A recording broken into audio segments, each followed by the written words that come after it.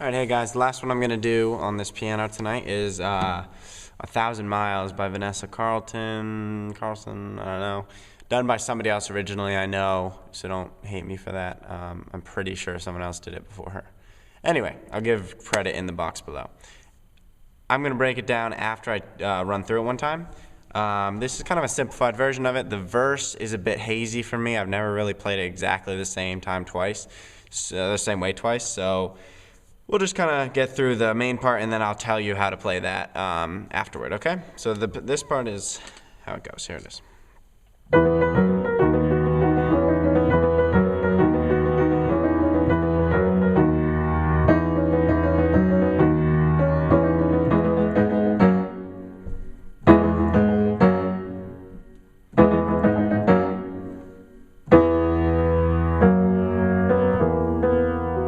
That's the verse part that I'm talking about. I'm not going to go through that. I'll break it down for you afterward, though. It actually starts, I believe, up here. And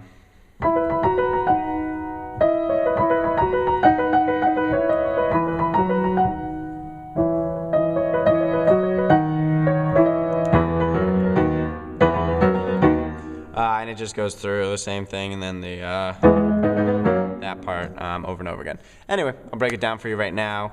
It's not as hard as it might seem. It seems like everybody who plays piano wants to learn this song, but they kind of stay away from it because it's, at least beginners think it's kind of too difficult. But actually, if you want to apply yourself to it, you can get it.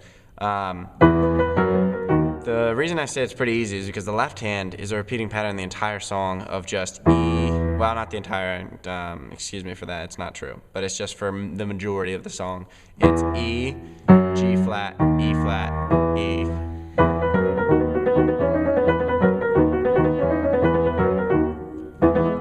And there's only slight variations from it when there's the pre-chorus, whatever, verse. Actually, the verse is the same. So anyway, in the left hand, that's what it's doing. E flat to G flat to E flat to E. So E flat, G flat, E flat, E. Pretty simple, okay? Okay, that's where it gets a bit difficult in the right hand, obviously. So where you're going to think of these first two little bits as is just triads. So think of it as threes. So B, B, B. Okay, the octave. So your thumb's on B, your pinky's on B. So pinky, thumb, pinky. Okay? And then fourth finger, thumb, fourth finger.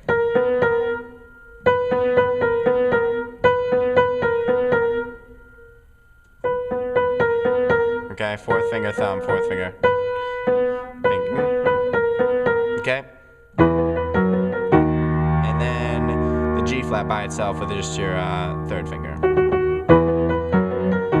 So when you're playing the B's, it's going to be on the E. Okay. Okay, and then up to the G flat in the left hand with the B and the B flat. Okay, so that's B flat up here on your fourth finger and B here. And then you can hit B with G flat or just G flat with the E flat octave in the left hand.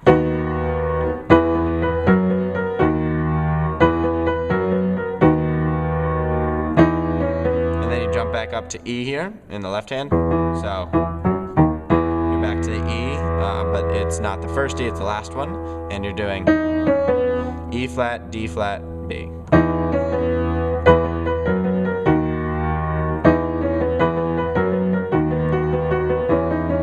And all that is, you're just going back and forth from G flat to B on that one with the E flat in the left hand. So how many times is that? Let's say. 2, 3.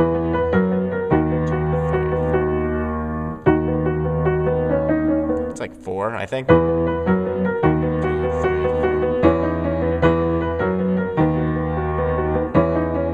3. Okay, it's about 4 times that you play that, you rock back and forth. And that time it's D flat, D flat, E flat, D flat, B. So D flat, E flat, D flat, B.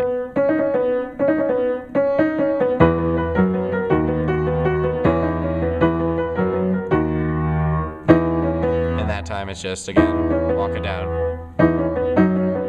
and that's right before it goes into the, it does. So all that is E flat, D flat, B.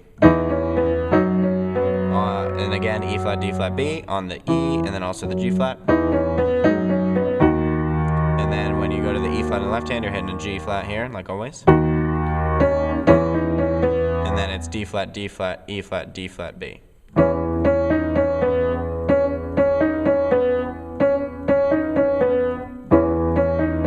Over the E, okay? That's that part, so here it is slow.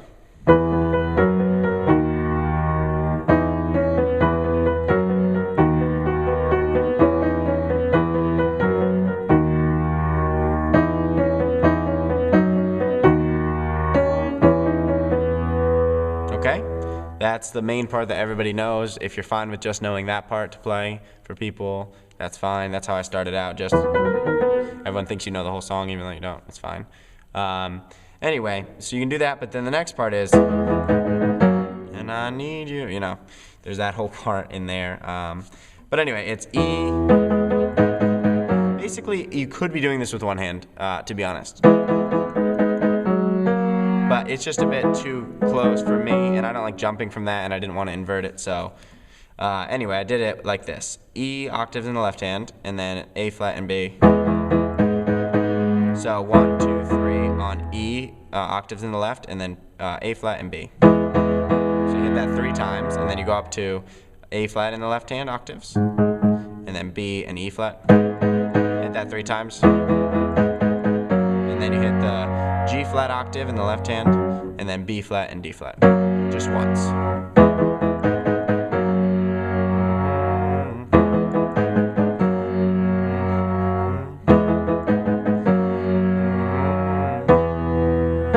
And right there, that's just E in the left hand, and then B, okay, and then G flat and B in the right hand, that is.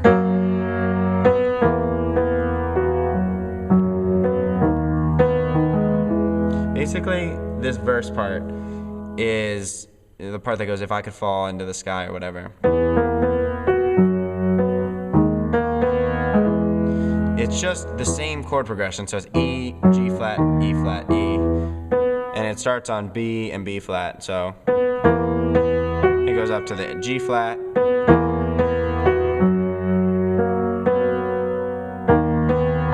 And G flat, B flat, B, and G, A flat.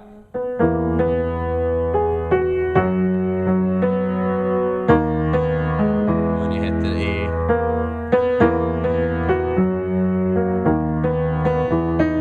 And that's just E flat, D flat, B.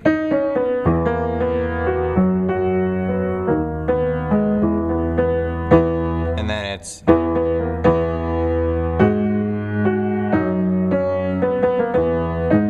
that's actually what it is. So it's B, B, B flat, B with E octave in the left.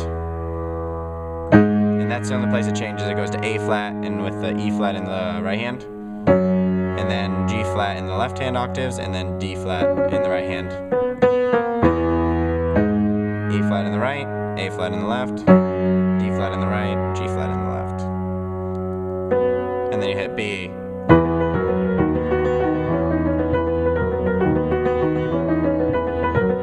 And then you go back into that part. I think she ends on E octave in the left, and then D in the D flat in the left, right hand. Wow, I'm way off. So again, that's E octaves in the left, and then D flat in the right hand.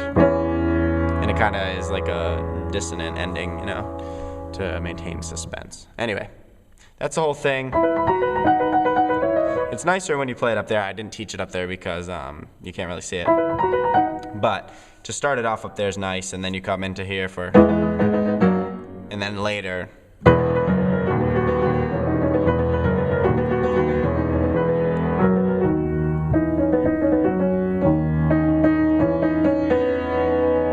Something like that. Anyway, I hope this was helpful. I hope it wasn't too confusing for you. Let me know if there's any questions or comments. Leave them in the box or send me a message. And yeah, thanks for watching.